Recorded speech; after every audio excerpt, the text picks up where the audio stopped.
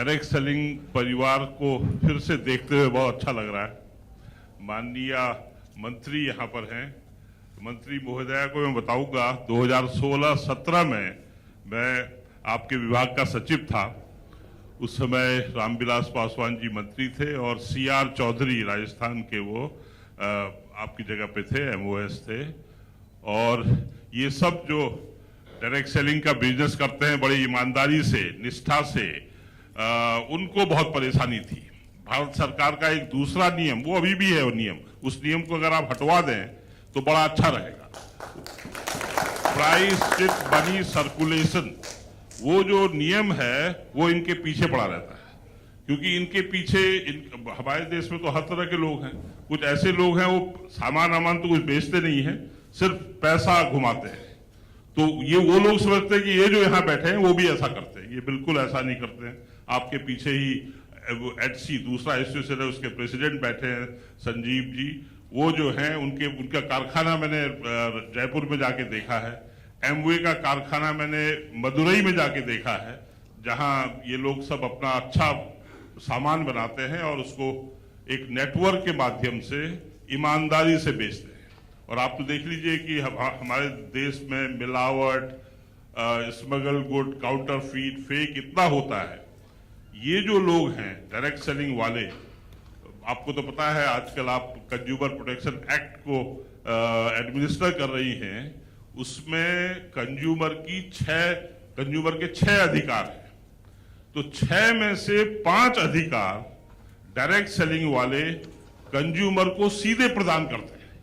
मतलब ऐसा कोई बिजनेस नहीं होगी, वो जो रिटेल वाला जो दुकान लगा के बैठा है वो भी कहता है मुझे नहीं पता, वो जिसने बनाया है उससे पूछो माल कैसा है, या माल एक्सपायर हो गया, अच्छा वो डेट जो है निकल गई। कुछ लोग एमआरपी से ज्यादा बेचते हैं। ये लोग ऐसा नहीं कर सकते। ये कंज्यूमर को सीधे कंज्यूमर से रिश्ता बनाते हैं, उसको अच्छा माल बेचते हैं।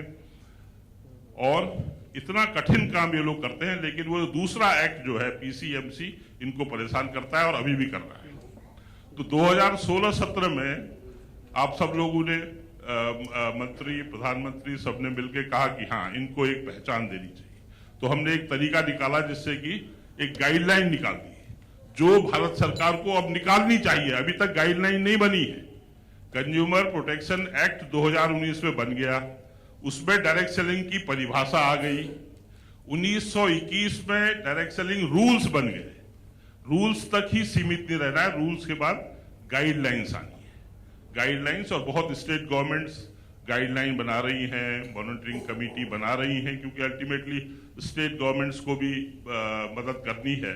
और आपने देखा होगा वो जो हमारे देश में दूसरी बड़ी प्रॉब्लम है, फूड और कंज्यूमर अफेयर्स एक साथ है, दोनों विभाग। कंज्यूमर अफेयर्स एक रेगुलेटरी डिपार्टमेंट है, जबकि फूड डिपार्टमेंट जो है वो सब्सिडी, फूड सब्सिडी, बड़ा 140, 150, 200 करोड़ का विभाग, 200 लाख करोड़ की सब्सिडी देता है। और हर किसी का चार्ज फूड और कंज्यूमर एक साथ रहता है, तो कंज्यूमर वालों को कोई पूछता ही नहीं है। इस बहुत से स्टेट में तो कंज्यूमर डिपार्टमेंट है ही नहीं। और डायरेक्ट सेलिंग जो है कंज्यूमर प्रोटेक्शन एक्ट के अंदर, क्योंकि ये by the consumer, for the consumer, of the consumer, ये ऐसा व्यवसाय है जो कंज्यूमर द्वारा कंज्यूमर के लिए चलाया जाता है। लेकिन वो हर स्टेट में मेरे ख्याल से 5-6 स्टेट है जहां कंज्यूमर का एक दफ्तर अलग से, अदरवाइज सब पार्ट टाइम देखते हैं। वो बड़ा दफ्तर जो फूड वाला है उस पर ध्यान ज्यादा रहता है, कंज्यूमर में किसी का ध्यान नहीं रहता। तो ये अगर आप परिवर्तन करा दो, हर स्टेट में कंज्यूमर डिपार्टमेंट हो, वो डायरेक्ट सेलिंग को देखें, इनको प्रमोट करें। नहीं तो 2016-17 में जो हम लोग गाइडलाइन बनाई थी, 21 में वो विड्रॉ हो गई, रूल्स बन गए, बहुत बढ़िया हुआ। अब चैलेंज इन लोगों को है, डायरेक्ट सेलिंग के उद्यम को चैलेंज है, क्योंकि भारत सरकार ने नियम बना दिए, कैसे खेल खेलना है वो तो बना दिया है। अब उसको फाइन ट्यून करना होगा, कितने ओवर देने हैं, किसको कैसे आउट करना है, उसके लिए गाइडलाइंस की अब जरूरत है रूल वाइज। यहाँ पर बहुत लोग हैं और एफडीएसए हमेशा फोर फ्रंट में रहा है, आईडीएसए है दूसरा एसोसिएशन, तीसरा भी मैंने बताया एचसी एक एसोसिएशन है, 4 हम लोगों के डायरेक्ट सेलिंग के एसोसिएशन हैं। लेकिन ये लोग सब संगठित हैं और ये सरकार से सिर्फ यही कहते हैं कि हम अच्छा माल बेचते हैं, ईमानदारी से बेचते हैं, हमारी मदद कीजिए। ये इंडस्ट्री को मैं बार बार चैलेंज करता हूं, जब मैं सचिव था तब से आज ये करीब $2 बिलियन, करीब 15,000-16,000 करोड़ में अटकी पड़ी है। सुरेंद्र वत्स जी जानेंगे, बीच में थोड़ा सा ग्रोथ हुई तो वो 20,000 करोड़ से आगे हम नहीं बढ़ पा रहे हैं। अब नियम कानून सब हो गए हैं तो बहुत मदद की जरूरत है। तो इस समय आप आई हैं, मेरे ख्याल से मैं दूसरी मंत्री को डायरेक्ट सेलिंग के फंक्शन में देख रहा हूं। एक बार बहुत पहले आईडीएसए के फंक्शन में आए थे एक मंत्री और आज आप आ रही है, तो इनका सौभाग्य है, बहुत अच्छा है और मेरे ख्याल से आप मदद करेंगी इनको आगे बढ़ने के लिए। तो आपके रहते हुए ये जो है 20,000 से 40,000 करोड़ पहुंच जाए तो मुझे बहुत अच्छा लगेगा। तो बहुत बहुत धन्यवाद। आप लोग सब मुझे बहुत सम्मान देते हैं और मैं अब आपके परिवार का सदस्य हो गया हूं। लेकिन डायरेक्ट सेलिंग में नहीं कर पाऊंगा क्योंकि बहुत कठिन है, वो मैं बार बार इनसे कहता हूँ।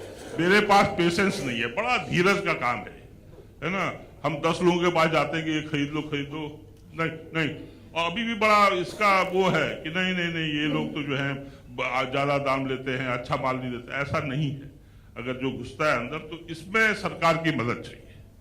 वो जो आपके एडवर्टीजमेंट, वो जो कंज्यूमर के ज्यादातर एडवर्टीजमेंट, जो भी आपका बजट है ज्यादातर वो कंज्यूमर एम्पावरमेंट में जाता है। उसमें थोड़ा सा डायरेक्ट सेलिंग के बारे में भी अगर कहा जाए, क्योंकि हमारे देश में इसका बहुत जरूरत है। एक तो इतनी ज्यादा यंग पॉपुलेशन है और महिलाएं इसमें बहुत ज्यादा है।